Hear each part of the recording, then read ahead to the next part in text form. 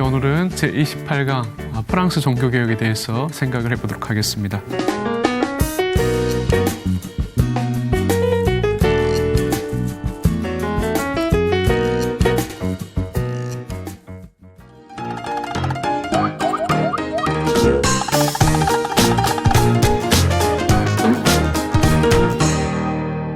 16세기 프랑스에서는 유럽에서 신성 로마 제국과 함께 가장 강력한 왕국이었습니다. 프랑스와 1세는 절대 왕조를 확립했는데요. 그러면서 강력한 중앙 집권적인 왕권을 행사했습니다. 더욱이 프랑스와 1세는 교황 레오 10세가 이끈 이탈리아 군대와의 전쟁에서 승리한 이후에 프랑스 왕의 교회 지배권도 강화시켰습니다. 결과적으로 프랑스에서 교황의 지배권이 축소되었는데요.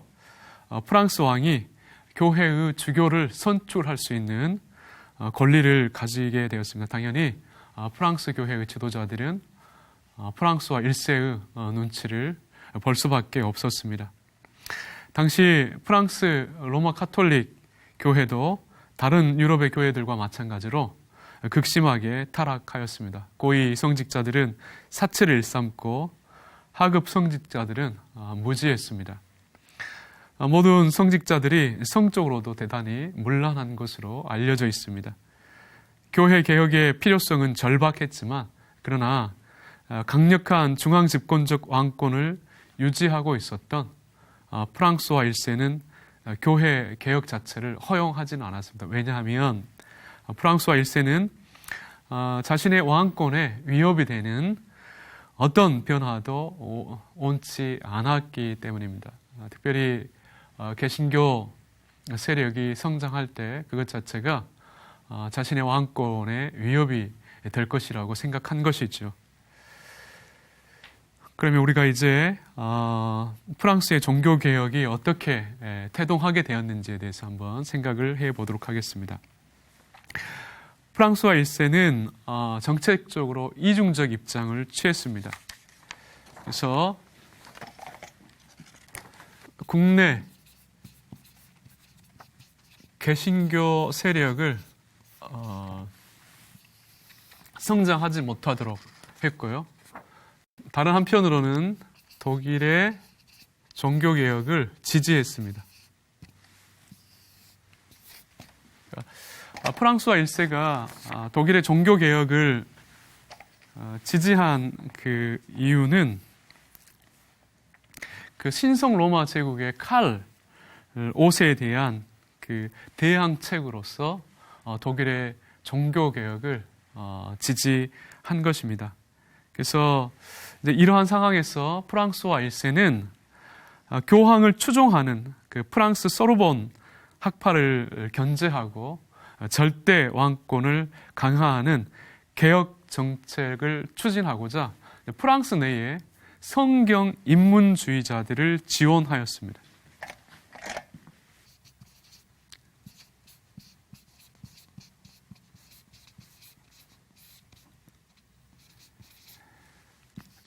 성경 인문주의자들은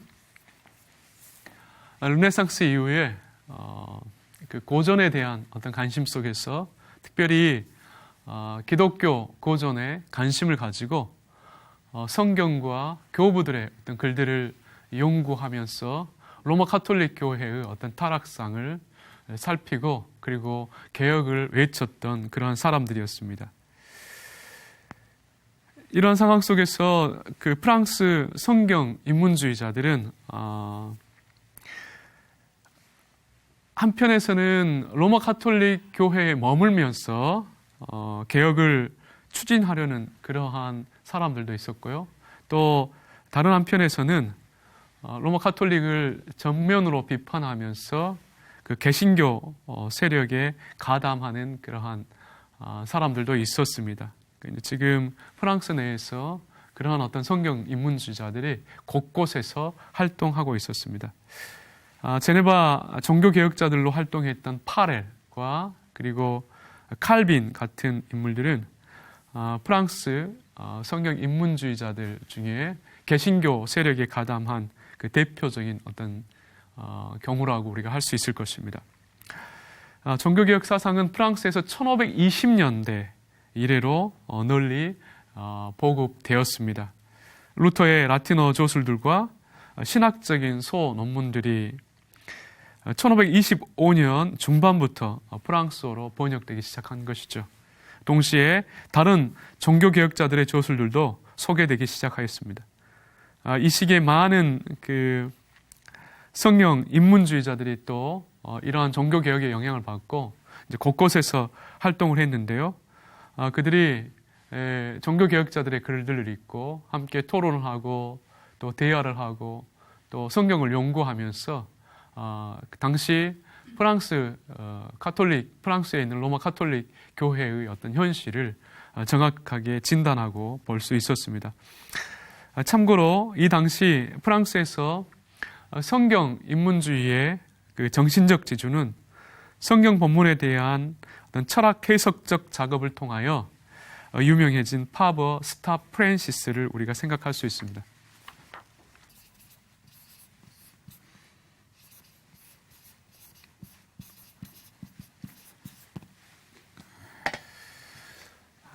이제 파버 스타 프랜시스는 1525년에 그 로마서 주석을 썼는데요.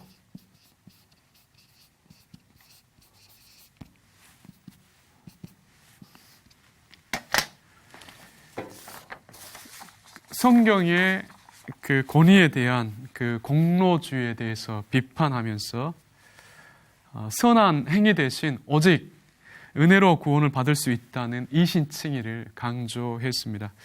하지만 그 파버가 소르본 대학교 신학부의 비방 때문에 파리를 떠나야 했는데 1521년에 당시 주교였던 자신의 제자 기욤 브리소네에 의해 모 지방으로 초청이 됩니다. 그래서 모 지방에서 활동을 하게 되는데 이 모 지방은 츠빙글리 그 남부 독일의 종교개혁과 깊은 교류를 한 그러한 지역 중에 하나였습니다. 그래서 이곳에서 그 프랑스의 그 개신교적 성경 인문주의 모임이 대단히 발전되었습니다. 이 모임 안에 파렐이라든가 게라드 러셀, 프랑소와 바따블, 당시 프랑스와 1세의 누이이자 잔 나브레 여왕의 어머니였던 마가레트 폰 나바라 등이 참여하고 있었습니다. 파버는 신념을 같이 한 동기들과 함께 1525년부터 1526년까지 모 지방에 머물며 종교개혁에 관한 깊은 의견을 나누는 그러한 기회를 가졌습니다. 특별히 이러한 성경 인문주의자들의 활동과 모임들을 통해서 프랑스 개신교들이 등장하게 되었고 그 숫자는 점차적으로 늘게 되었습니다. 우리가 이제 일반적으로 프랑스 개신교도들을 위그노라고 하는데요. 이 위그노라는 뜻은 그 스위스의 동맹자라는 의미입니다. 그래서 우리가 독일어로 아이드 게노세라고 하는데 이제 뭐 동맹자들. 그래서 그 위그노라는 뜻은 이제 이런 어떤 의미를 가지고 있습니다. 그래서 우리가 일반적으로 프랑스 개신교도들을 위그노들 그렇게 부르고 있습니다. 프랑스에서 이제 개신교가 이미 그 이전부터 교회 모임은 있었지만 처음 공식적으로 세워진 때는 1555년입니다.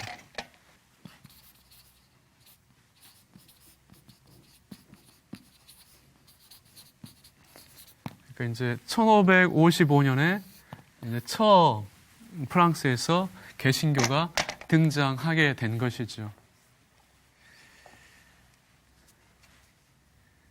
그리고 그 세력이 급속하게 이제 확산되어서요. 1559년에는 이제 그 세력이 급속하게 확장되어서 1559년에는 제1차 전국총회가 비밀리에 개최됩니다. 그래서 이제 그 정부 당국의 어떤 그 눈을 피하여서 프랑스 파리에서 제1차 전국총회가 1559년에 개최가 됩니다. 그래서 특별히 여기에서 그 프랑스 개신교도들은 그 칼빈의 신앙적 입장을 존중한 프랑스 신앙 고백서,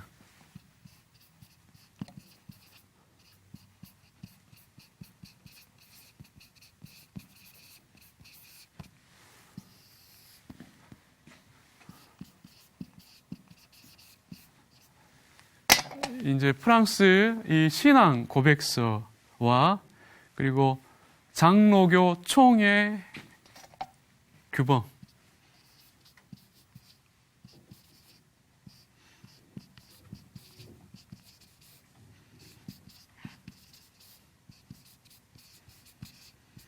장로 총회 교회 규범을 채택합니다. 그래서 이 장로 총회 규범은 오늘날 그냥 쉽게 말하면 교회 헌법입니다.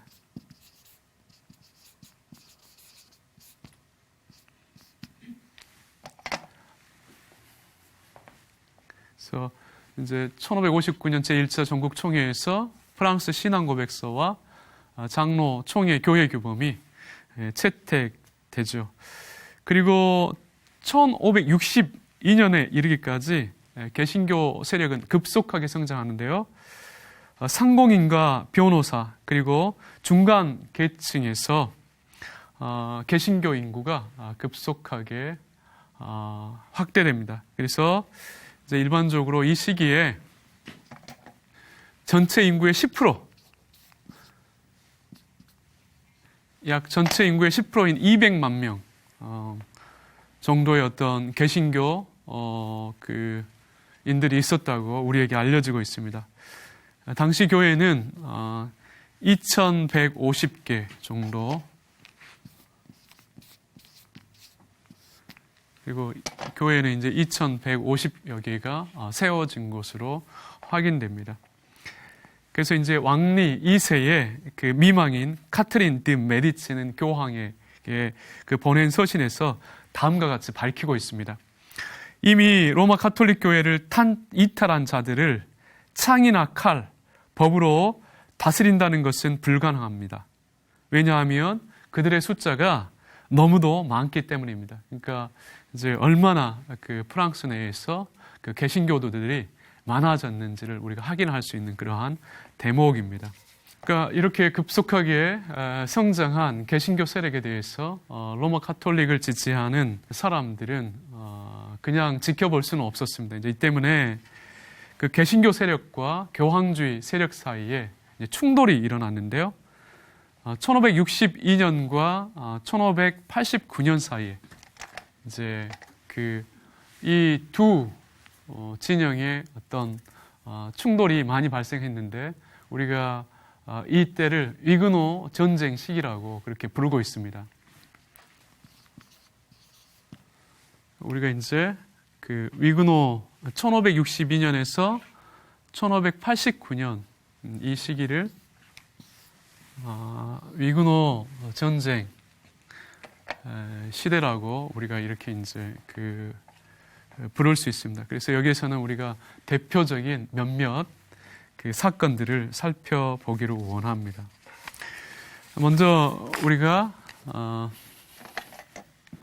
성 제르맹 칙령에 대해서 살펴보게 됩니다. 먼저 그 성 제르맹 칙령에 대해서 살펴보도록 하겠습니다. 그 프랑소와 1세의 둘째 아들인 그 앙리 2세의 그 첫 번째 아들이 누구냐면 프랑소와 2세였습니다. 이제 프랑소와 2세는 그 어린 나이로 왕위에 올랐는데 이것 때문에 어머니인 그 카트린 드 메디치가 섭정을 했습니다. 이제 그럼에도 불구하고 그 교황주의자들이었던 기즈 가문은 정권을 잡고 개신교를 박해했습니다. 이 때문에 위근호 지도자들은 귀즈 가문을 제거하기 위해서 1560년 3월 17일에 왕을 납치하려고 이제 기도했는데요. 이제 그 사건을 우리가 안보와 그 음모 혹은 안보와 계획이라고 합니다. 그래서 이 안보와 계획을 실행했지만 그러나 이제 성공하지는 못합니다. 앙리 2세의 둘째 아들인 이제 찰 9세가 11살 나이에 이제 왕이 되었을 때도 이제 어머니의 그 섭정은 계속되었는데요. 그러니까 이 안보아 사건 이후로 그 대신 이제 프랑스 개신교에 대한 약간의 간용 정책이 펼쳐지게 되었습니다. 물론 그 실패로 돌아갔지만 먼저 카트린은 프랑스 종교적 안정을 위해서 그 정략가로서 그 푸아지에서 개신교와 교황주의 신학자들을 모아서 그 합의를 이루려고 시도를 했습니다. 그리고 다른 한편으로는 그 강력한 교황주의 세력인 기즈 가문을 견제하고 또 다른 한편으로는 1562년 1월 27일에 이그노에게 건물과 총의 소집을 금지하고 군대 모집을 금지하면서 주간에 도시 밖에서 비무장으로 드리는 예배의 자유를 허용하는 소위 이제 제르맹 칙령을 발표를 한 것입니다. 근데 이제 이 때문에 결국 그 기즈 가문, 로마 카톨릭을 지지하는 기즈 가문은 아주 강력하게 반발을 했는데요. 특별히 1562년 3월 1일에 기즈 가문에 의한 바시 학살 사건이 일어납니다. 그래서 이 그 프랑스 일각에서 위치한 그 바시 지역에서 주일에 예배를 드리는 그 이그노들을 기즈 가문이 공격을 한 것이죠. 이것 때문에 이제 수백 명의 개신교도들이 살해가 됩니다. 이제 이 사건을 계기로 교황주의자들과 이제 개신교 사이에 이제 전쟁이 일어났는데 이제 이게 본격적인 어떤 이제 전쟁이 일어났는데요. 우리가 이를 위그노 이제 전쟁이라고 합니다. 이때 이그노 세력의 중심에 서 있던 인물은 드 꽁데였고요. 또 그의 형인 안톤 드 브루몽은 그 나바라의 마가렛 딸인 제인 달브레와 결혼하여 그 나바라의 왕이 되었습니다. 그러나 이그노 전쟁에 참여하지는 않았습니다. 그리고 다른 한 사람의 지도적 인물을 우리가 기억해야 되는데 꼴리니 장군이었습니다. 우리가 다른 이제 한 사람의 지도적 인물도 기억해야 되는데요. 꼴리니 장군이었습니다. 이때부터 이제 두 세력은 간헐적으로 전쟁을 하거나 또 휴전을 하면서 크게 8차에 걸쳐서 약 27년 동안 어떤 갈등 혹은 어떤 이제 전쟁 관계에 놓이게 됩니다. 그래서 그러나 이제 이 전쟁 가운데서도 프랑스 개신교도들은 이제 계속해서 그 세력이 확대됩니다. 우리가 이제 그 세 번째로 기억해야 될 그 사건은 성 바톨로메 대학살 사건입니다. 1572년 그 8월 18일에 이제 일어난 사건인데요. 그 샤를 9세 때에 종교 개혁을 지지했던 그 나바라 공국의 브루몽 가문의 앙리 4세와 샤를 9세의 여동생 마가렛 발로와의 결혼이 맺어져서 1572년 8월 18일에 열린 성대한 결혼식을 축하하기 위해서 많은 이구노들이 그 파리에 모여들었습니다. 귀즈 가문과 협정을 맺은 어머니 카트린은 8월 23일에 파리에 모인 이그노들을 학살하도록 지시를 합니다. 이 때문에 파리에서 2천여 명의 이그노들이 무자비하게 살해가 되고요. 계속하여 지방에서도 이그노들의 살해가 이루어졌습니다. 대략 전국적으로 3만에서 7만 명의 이그노들이 학살된 것으로 알려지고 있습니다. 이 사건의 처음 살해가 이루어진 그 날의 그 축일을 기념하여 우리가 이제 이 사건을 성 바돌로메오 대학살 사건이라고 부릅니다. 앙리 4세는 체포되었다가 카톨릭 신앙으로 개종을 한다는 약속을 하고 목숨을 구하게 됩니다. 결과적으로 성년에 들어서게 된 샤를 9세가 어머니 카트린의 설득을 못 이겨서 이구노 학살을 묵인한 것은 이구노들에게 왕실에 대한 저항을 정당화하도록 하였습니다. 이 사건 이후로 이구노들은 이전과는 전혀 다른 차원의 무력 투쟁을 전개합니다. 그리고 우리가 이제 끝으로 이제 이구노 전쟁이 종식되고 앙리 4세에 의해서 공포된 낭트 칙령에 대해서 생각을 해보도록 하겠습니다. 낭트 칙령은 1589년 4월 13일에 그 공포된 프랑스의 종교 법령이라고 할 수 있습니다. 바돌로메오 대학살 사건과 관련하여 이구노들은 라 로셀과 그 몬투 아우반에 집결하여 기즈 가문뿐만 아니라 국왕과도 정면 대결을 선언하였습니다. 샤를 9세가 죽고 그의 동생인 앙리 3세가 1574년에 즉위하여 권력 유지를 위해서 이구노들에게 예배의 자유를 인정했지만 기즈 가문의 반란으로 다시 전쟁이 발생합니다. 특별히 앙리 4세는 1576년 파리 위패에서 탈출하여 개신교로 다시 개종을 하였는데요.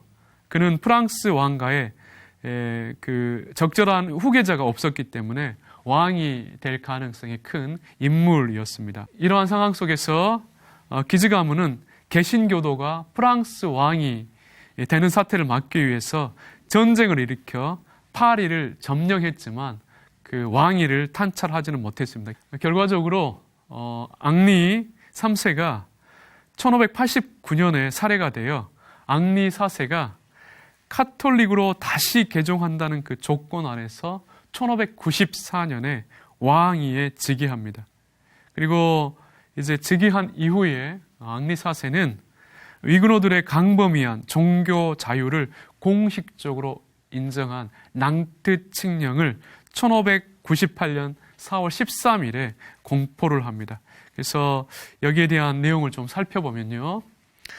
로마 카톨릭이 프랑스의 국교라는 전제 아래서 위그노들의 신앙의 자유와 파리를 제외한 모든 지역에서 예배를 인정하는 그러한 내용이었습니다.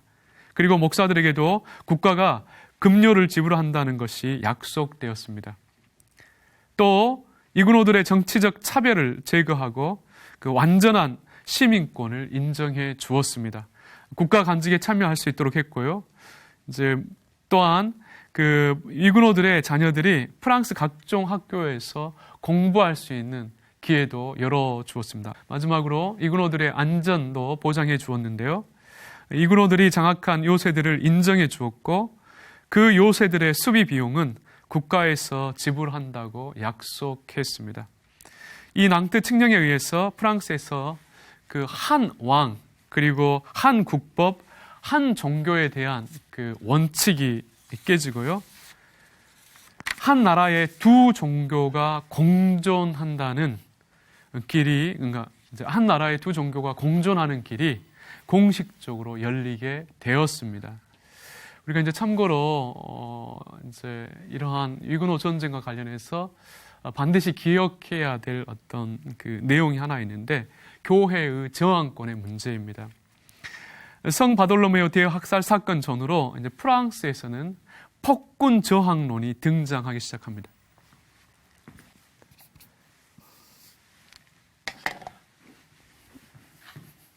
그러니까 이 성 바톨로메오 대학살 사건 이래로 이제 프랑스 내에서 폭군 저항론이 이제 대두되기 시작합니다. 그래서 이 폭군 저항론은 국민이 폭군에 저항해서 싸울 수 있으며 경우에 따라서는 폭군을 축출하거나 사형시키는 것도 가능하다는 그 이론인데요. 카톨릭 진영에서도 등장했고, 그리고 개신교 진영에서도 이제 이러한 이론이 대두되기 시작했습니다. 특별히 개신교 진영에서는 칼빈의 저항 이론을 급진적으로 발전시킨 사람들이 나왔는데, 특별히 베자, 오뚜마, 그리고 브루투스 등을 생각할 수 있습니다. 먼저 베자는 그 세베르투스의 화형을 합리화하기 위해서 1554년에 조술한 이단자 처벌론에서 칼빈의 저항 이론에 입각하여 종교적 문제가 발생했을 때 국가의 하급 간원이 상급 통치자의 합법적인 법률에 따라서 항거할 수 있다고 하였습니다. 그러나 이제 그 베자가 처음에 이제 이런 입장을 사용했지만 이제 나중에 그 입장을 달리 하는데요. 무력 사용을 반대했지만 성 바돌로메오 사건 이래로 이제 베자는 이제 1574년 이제 백성들에 대한 간원들의 권리라는 어떤 책을 쓰고요. 그 책에서 폭군으로 군림하는 간원들에게 백성들이 무력을 사용해서라도 축출할 수 있다는 그러한 주장을 하였습니다.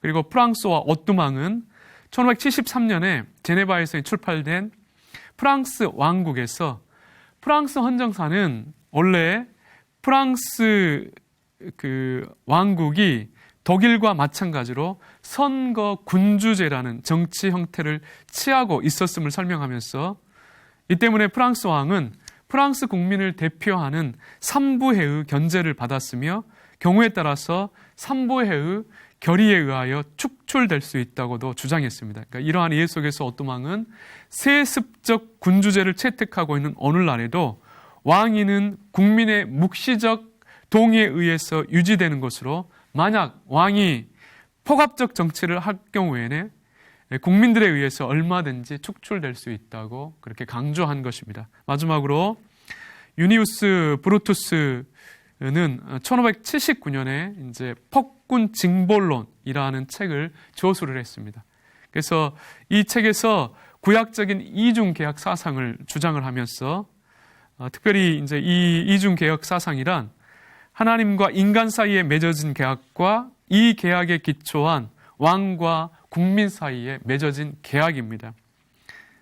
만약 왕이 하나님의 법을 어길 경우에 국민이 왕에게 항거하거나 왕을 축출할 수도 있고, 경우에 따라서는 왕을 사형에 처하게 하는 것도 정당하다는 그런 입장을 여기에서 주장하고 있습니다. 물론 이러한 저항의 경우에 그 저항의 주체는 국민이 아니라 왕의 신하들인 하급 통치자들 혹은 하급 간원으로 이렇게 이제 명시되어 있음을 우리가 확인할 수 있습니다.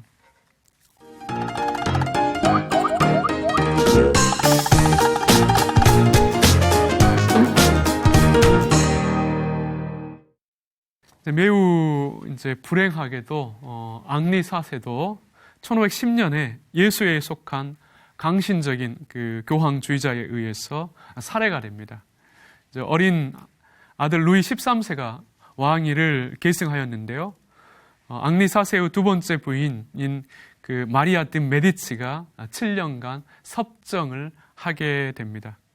그래서 그녀의 종교적 차별 정책에 의해서 이그노들은 다시 위기에 처하게 되었고요.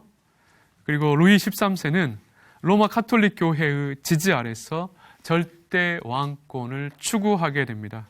그 이후에 루이 14세도 위그노들의 절대 왕조의 그 강화의 걸림돌로 여기며 종교와 정치의 통일성을 주장한 왕권 신수설을 주장합니다. 그래서 한 왕, 그리고 한 국법, 한 종교라는 그러한 이론을 다시 주장하면서 왕권을 강화시키는 것이죠. 결국 루이 14세는 1685년 10월 8일 퐁텐 느블로 칙령을 통해서 낭트 칙령을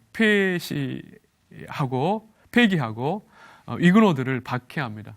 위그노 지도자들에게 14일 내에 국내를 떠날 것을 명령하고요. 또 위그노들의 학교와 교회를 폐쇄합니다. 많은 신자들이 이제 이 시기에 순교를 당하거나 또 많은 사람들이 프랑스를 떠나게 되는데요. 대략 20만 명의 사람들이 망명길에 옳은 것으로 우리에게 알려지고 있었습니다. 그래서 이 때문에 당시 프랑스는 국가적으로 큰 손실이었지만 그들이 옮겨간 그 다른 나라에서는 선한 씨를 뿌린 것으로 이제 교회사 속에서 확인됩니다. 이제 이때로부터 프랑스 개신교는 다시 종교 개혁 처음 상황에 처하게 됩니다. 그리고 개신교는 더 이상 과거와 같은 위상을 회복하지는 못합니다. 정리하면요, 프랑스 종교 개혁은 우리로 이제 많은 생각을 하게 합니다. 특별히 신앙 때문에 그토록 고난을 받아야 하는가에 대한 깊은 사색으로 우리를 이끄는 것이 사실입니다. 프랑스 이근호들의 종교적 저항은 단순히 인간의 신념에 근거한 노력이 아니었습니다. 오히려 바른 말씀을 배운 자들을 향해 성령께서 마음을 동하게 하고 바른 것을 위해 저항하게 한 결과였습니다. 이 때문에 프랑스 이근호들은 기꺼이 그 핍박의 시대를 어떤 타협도 없이 견디어낸 것이죠. 그럼 오늘날 한국 신자들의 신앙은 어떠한가요? 옳지 않고 거짓된 것에 저항하거나 또 그런 마음이 있는지 우리가 우리 자신을 좀 살펴볼 필요가 있다고 생각합니다. 프랑스 종교개혁을 배우면서 우리 스스로에게 이 질문을 하는 그러한 시간을 가졌으면 좋겠습니다. 이것으로 오늘 제 강의를 마치겠습니다.